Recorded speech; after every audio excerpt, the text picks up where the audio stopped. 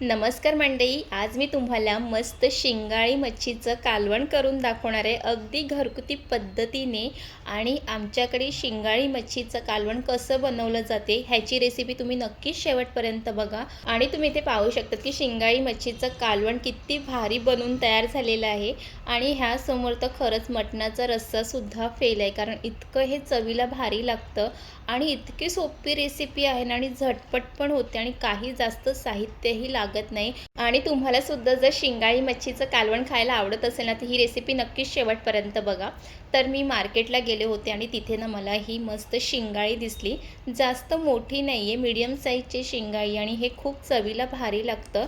आणि कधीही शिंगाळी जर घेतली ना, तर मार्केटमधूनच कट करून आणायची। जर तुमच्याकडे घरी कट करायला काही असेल तर मग तुम्ही घरीसुद्धा कट करू शकतात।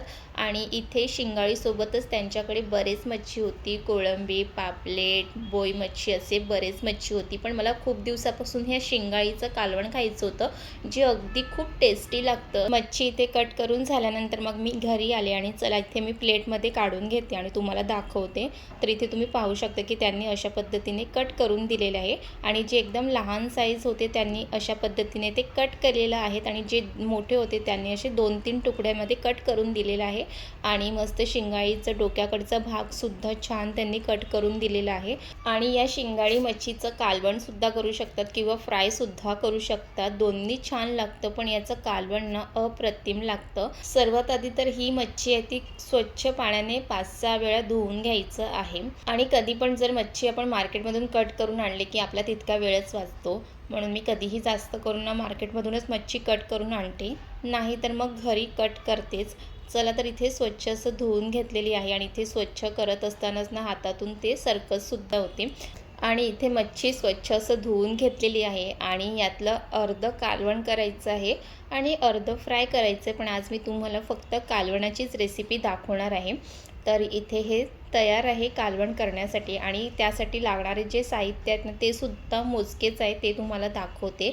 तर इथे पाहू शकतात की आलं लसूण मिरची याचं वाटण आहे, मिरची, टोमॅटो आणि चिंचेचं आंबट। आणि ह्यामध्ये चिंचेचं आंबटच घालायचं, कारण खूप छान कालवण होतं। आणि मग लगेच घरगुती पद्धतीने शिंगाळ्याचं कालवण बनवायला घ्यायचं आहे। सर्वात आधी तर गॅसवरती कढई ठेवायची आहे, त्यामध्ये तेल घालायचं आहे, तेल व्यवस्थित गरम होऊन द्यायचं, आणि त्यानंतर ह्यामध्ये वाटण घालायचं आहे। वाटण थोडं जास्तच घालायचं, आलं लसूण मिरची याचं वाटण घालायचं, आणि वाटणानं खलबत्त्यामध्ये ठेचून घाला, जास्त बारीक पेस्ट घालू नका। तर इथे वाटण ते छान परतून घ्यायचं आहे। आणि त्यानंतर मग त्यामध्ये घरची मसाले टाकायचे, जसं की घरगुती मसाला, काश्मीरी मसाला, हळद आणि मीठ घालायचं आहे। आणि यामध्ये काश्मीरी मसाला घातला ना की कालवणाला खूप छान असा रंग येतो। आणि हे सर्व मसाले टाकल्यानंतर ना 1 मिनिटासाठी छान असे हे मसाले तेलामध्ये परतून घ्यायचं आहे। आणि परतून घेत असताना मसाल्यांचा छान वास येतो, म्हणजे ना ते मसाले छान असे परतून झालेले आहे। आणि कालवणाला खरी चव ना तुम्ही ज्या पद्धतीने मसाले परतून घेते ना त्यावर अवलंबून असतं, म्हणून ना मसाले ना छान तेलामध्ये परतून घ्यायचे 1 मिनिटासाठी। आणि त्यानंतर मग मसाले छान परतून झाले की त्यामध्ये टोमॅटो, मिरची आणि शिंगाळी हे सर्व टाकून घ्यायची आहे। आणि त्यानंतर मग मच्छी सर्व मसाल्यामध्ये छान परतून घ्यायचं आहे। आणि तुम्ही जर आपल्या चॅनलवर नवीन असाल तर आपल्या चॅनलला नक्कीच सबस्क्राईब करून घ्या, कारण तुम्हाला या चॅनलवरती घरगुती पद्धतीच्या रेसिपी पाहायला मिळतील, त्यासोबतच ब्लॉगसुद्धा पाहायला मिळतील। आणि तुम्ही ते पाहू शकतात की सर्व मच्छीला छान असं मसाल्यामध्ये मिक्स करून घ्यायचं आहे। आणि खरंच सांगते, या मच्छीचा जो काही सुगंध आहे तो आत्ताच घरामध्ये पसरलेला आहे। आणि त्यानंतर यामध्ये ना चिंचेचं आंबटच घालायचं आहे। आणि या कालवणाला खरी चव नाही चिंचेचा आंबटमुळेच येते, म्हणून चिंचेचा आंबटच घाला। आणि कधीही शिंगाळी मच्छीचं जर तुम्ही कालवण करत असाल ना, ते मस्त झणझणीत आणि आंबट तिखट करायचं, म्हणजे त्या कालवणाला खूप छान चव येते। आणि ह्यामध्ये चिंचेचं आंबट घातल्यानंतर एकदा ते छान मिक्स करून घ्यायचं आहे, आणि मग झाकण झाकून एक 5-7 मिनिटाची छान अशी वाफ काढून घ्यायची। अजून ह्यामध्ये पाणी घातलेलं नाही आहे। आणि तुम्ही इथे पाहू शकतात की कालवणाला किती छान अशी उकळ आलेली आहे। आणि सुरुवातीला तर मी ह्याला चिंचेचा आंबटमध्ये छान अशी उकळ काढून घेतलेली आहे। आणि शिंगाळी मच्छीचा कालवणाचा जो काही सुगंध असतो ना, तो पूर्ण घरामध्ये काय बाहेरच्या लोकांना पण त्याचा वास येतो। आणि चला इथे छान असं मिक्स करून घ्यायचं आहे। आणि आता कालवणामध्ये जितका रस्सा पाहिजे ना त्याप्रमाणे त्यामध्ये पाणी घालून घ्यायचं आहे। आणि इथे मी पाणी आहे तो गरम पाणीच घातलेलं आहे, थंड पाणी घालू नका।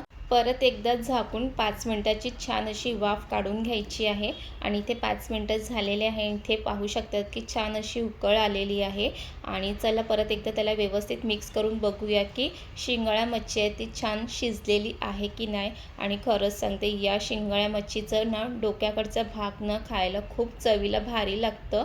आणि त्यानंतर मग ह्यामध्ये शेवटी गरम मसाला घालणार आहे आणि मसाला घातल्यानंतर कालवणामध्ये छान असं मिक्स करून घ्यायचं आहे आणि परत एकदा 2 मिनिटाची छान वाफ काढून घ्यायची आहे. म्हणजे गरम मसाला कालवणामध्ये छान असं मिक्स होईल.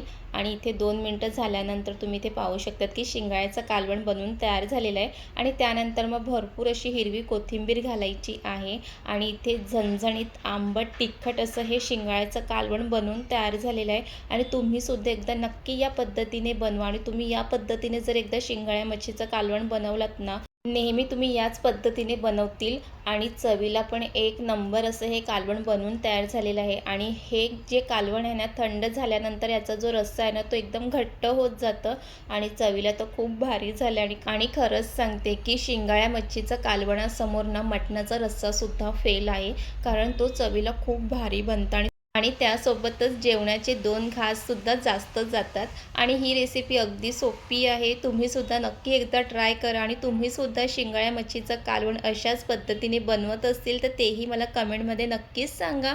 आणि तुम्हाला आजची रेसिपी आवडली असेल तर लाईक करा, कमेंट करा, शेअर करा आणि अशा घरगुती रेसिपीसाठी आपल्या पेजला नक्कीच फॉलो करा.